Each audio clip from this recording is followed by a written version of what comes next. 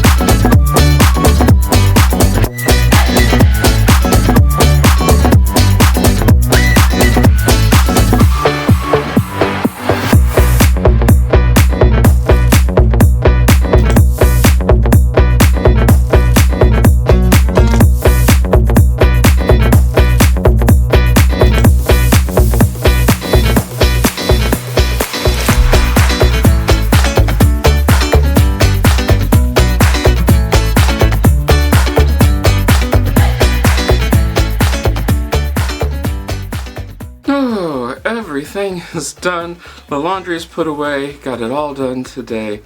That means I can start tomorrow, Saturday, as a nice, clean, no laundry kind of day. I hope you got all of your laundry done. I hope this motivated you to get all of your laundry done so that way you can also start your Saturday with no laundry.